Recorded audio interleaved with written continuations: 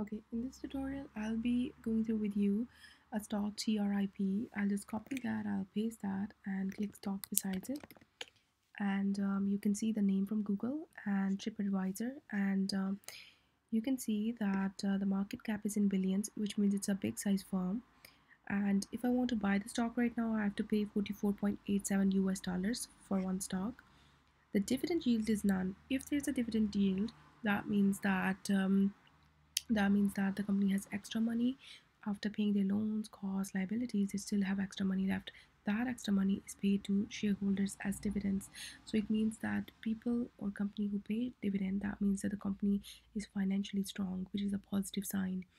If the company don't pay dividend, that means that it could be that they're not financially strong, or maybe they are investing the extra money in the business for expansion. So it's either way.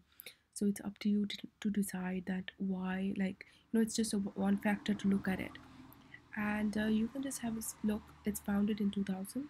Okay, and if it's not written outside, just go to Wikipedia and check the box, and you can see founded in 2019 years ago.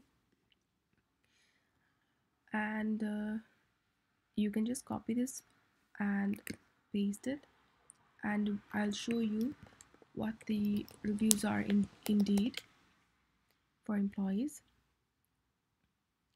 86 reviews, and it's 3.9 star, which is 4 star nearly, which is brilliant. And I want to see in Glassdoor, and you can see in Glassdoor there are 675 reviews, and it's 3.7 star, which is brilliant. And you can just read through the reviews yourself. It's up to you to read. Now go to Justia Patents, and I want to see if it has any patents or not. Just click in the search bar, and I can't find any, but I'll just remove this part maybe, and I'll click enter. No, it didn't come like that. I'll remove this part and enter. Yes, so it's TripAdvisor LLC. Now I'm not sure, I think that's a different thing than the one we're looking at, because you need to make sure that it's the same thing.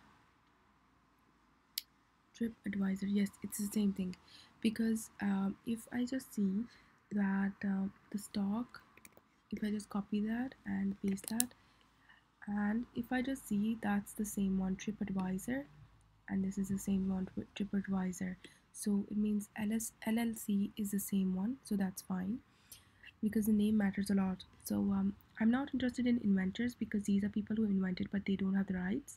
I'm interested in applicant or assignee only, because these are people who have rights. So in 2012 they have invented, 2015, 2011 they have invented. So they have 3 patents. The recent patent is in 2015, and so you need to look at that. The more patents a company have, the more stronger it is, the more strong moat it has, and it is a strong firm the more patents it has. And look for recent patents as well, because are they still innovating? That matters a lot. And so that's a good thing. And now I want to go to Yahoo Finance and see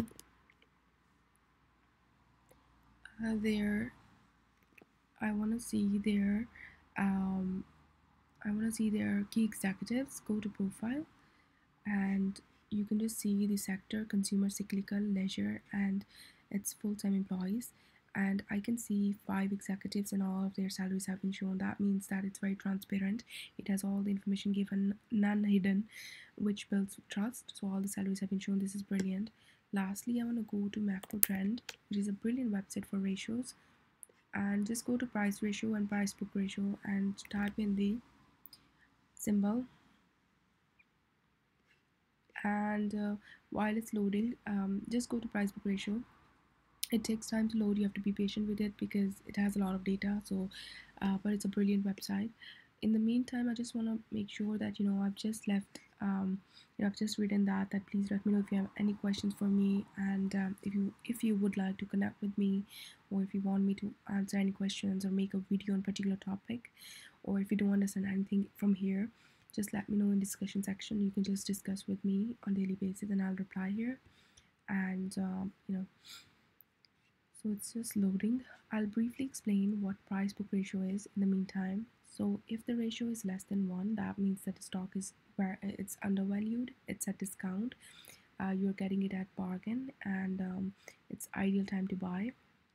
If it's one, that means that the stock is of real worth, so you're not buying an expensive stock, you're buying for the real worth. If it's more than one, that means that the stock is expensive, and the higher the number goes, the more expensive it gets. And it's 4.14, which means stock is 4 times more expensive. And I can see in 2014 it's 15 times more expensive. If you just see vertically up, you can see that people who bought in 2014 June, they paid $108 to buy something that was $7 worth. So they paid a lot of money, 15 times more expensive. And right now it's the cheapest. It's 4 times more expensive in 2019. It's the cheapest right now, but still it's 4 times more expensive. So it's up to you to decide if you want to buy right now or not. So you know, so let's go to other ratios, and let's go to current ratio. And if the current ratio is less than 1, that means the stock is not risky. If the current sorry, I'm just being wrong. If the current ratio is less than 1, that means the stock is very risky. If the current ratio is 1.5 or more than that, that means the stock is very safe to buy. So we are interested in 1.5 or more than that. So let it load first.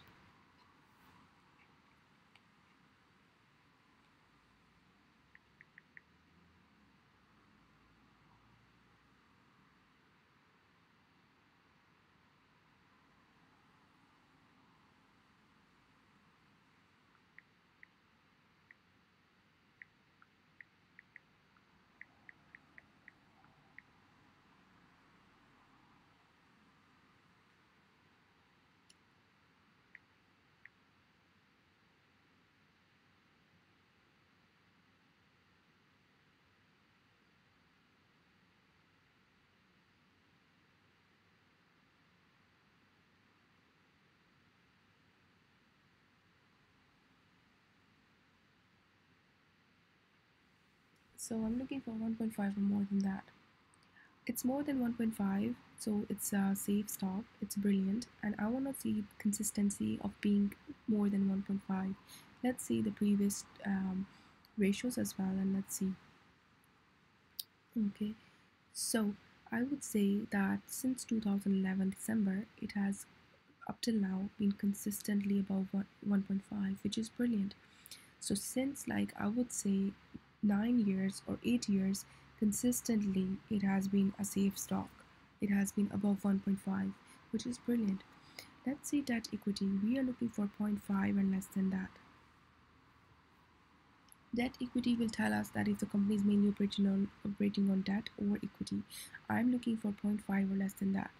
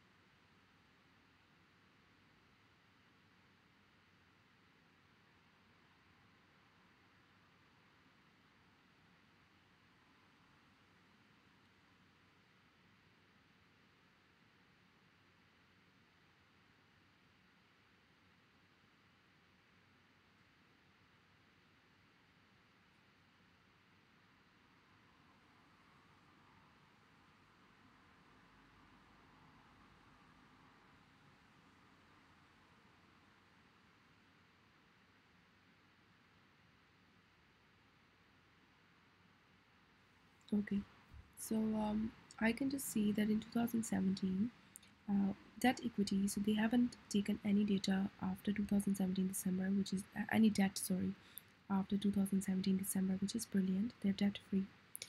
And even if when they took the debt, it's still less than 0.5, which is brilliant. So I can just see that throughout, since they took the debt in 2011 December, it was more than zero point 0.5. It was a risky stock. And then in 2012, it's a risky stock. 2012 June, it's a risky stock. and then 2012 September it's a risky stock.